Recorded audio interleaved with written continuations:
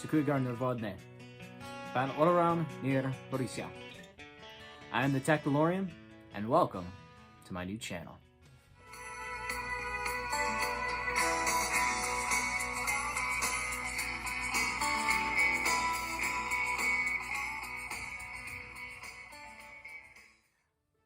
The Tactalorian was an idea 4 years in the making. It was originally a fun name attached to a gimmick I did for my Army unit's Halloween family function called Trunk and Treat. Which, for those of you who don't know, Trunk and Treat now is the thing where they just line up a bunch of cars in a parking lot, decorate the trunks, and pass out candies to the kids and families.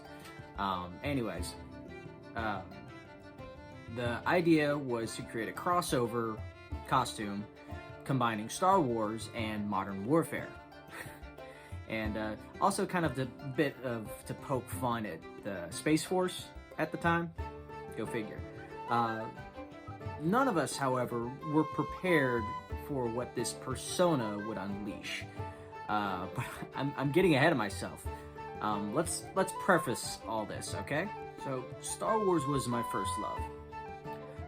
It was one of the earliest things I remember my dad and I ever bonding over. It fleshed out so much of what my parents were trying to teach me about right and wrong. It helped define what made heroes and villains were, and it taught me the importance of standing up for what's right, even against overwhelming odds, and also giant super weapons. It taught me how hope can spring from the most unlikeliest of places. And the ability to do right is in all of us.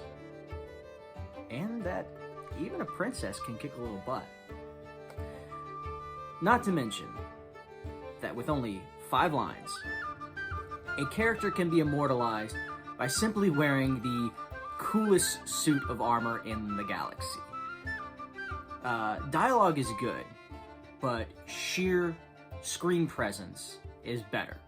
As the years went by, that love for a galaxy far, far away waxed and waned, but the feelings it generated remained. Almost everything I did or became interested in can be traced back to that first moment the Star Wars text scrolled across the screen. I was hooked from a very young age and thus doomed myself to a lifetime of geekdom. I'm sure many of you can relate to that. Back in the 90s, in the beautiful southeast Missouri, being a sci-fi fan wasn't an incredibly attractive trait. Especially not in a town of less than 5,000 people. And getting smaller. I certainly didn't help my case by preferring crafts and watching movies over sports and hunting, and 2 big mainstays in my family and community. Or that as I got older, I supplemented Star Wars with shows like Stargate SG-1, Andromeda, Firefly, Battlestar Galactica, etc.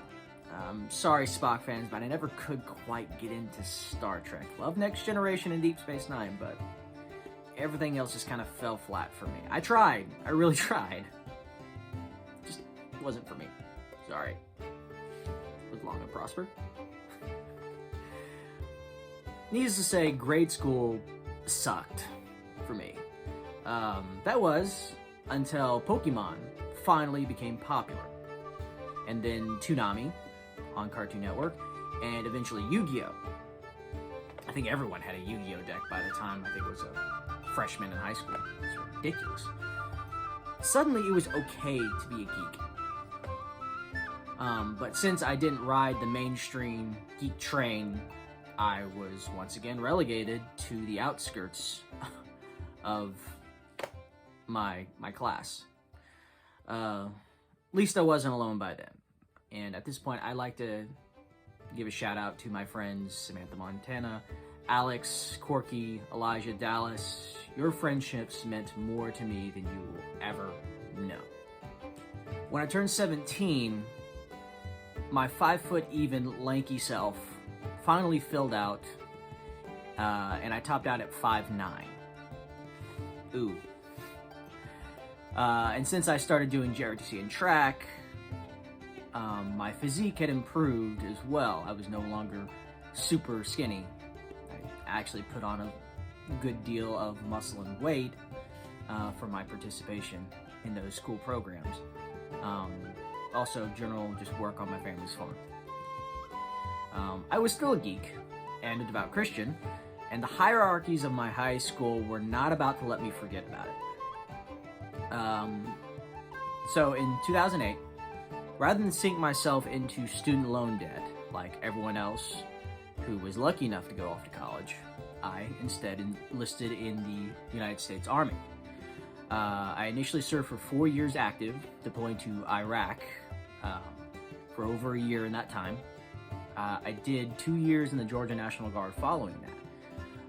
After a brief break in service, I re-enlisted in mid-2016. By then, I was much more confident in myself and what my passions were.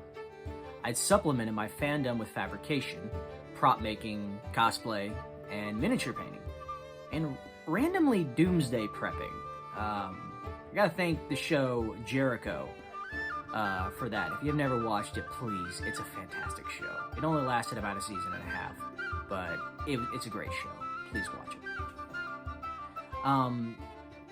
Anyways, during this time, I made several versions of my Mandalorian armor out of a variety of materials, ranging from the Rubbermaid trash cans you'd find in industrial sites to recycled aluminum signs that were gonna get tossed out anyways, to the latest version of my armor, which you saw in earlier videos, which was 3D printed.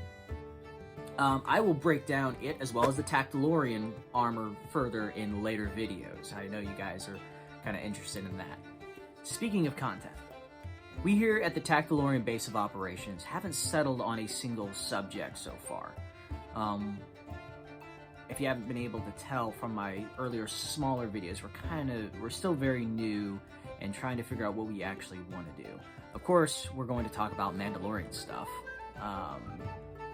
And probably I'm going to share some military experience and stories, because who doesn't enjoy doing that? And we might have some fun putting the Tactalorian armor through its paces. My youngest son has really gotten interested in shooting me with everything. So we'll see how that works out. However, what our goal here isn't just to entertain and inform. You see, when I first separated from the military back in 2012, despite going directly into the National Guard, the transition was a huge culture shock for me, as it is with many other soldiers out there. The stress of finding and keeping a job just so I could take care of my family was overwhelming at times. Part of the reason I re-enlisted, other than a sense of duty, was because I knew I could provide a much better quality of living for my family as a soldier than I could as a civilian. One of the best things that helped me cope with the stress, both in and out of the military, was working with my hands. Building something from nothing was the greatest therapy I could ask for. So my goal for this channel will be to help those going through tough transitions by showing them more constructive ways to move forward. Maybe introduce them to other hobbies that they hadn't considered because they're weird.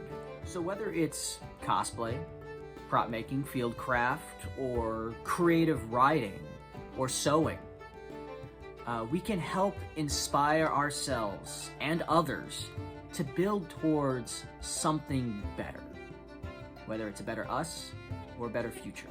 Thank you all for joining me today. It's been a real fun experience. I look forward to bringing you additional content down the line involving Tactalorian as well as my other projects as well. I mentioned creative writing earlier. Please go look at my profile on Wattpad, Tactalorian on Wattpad.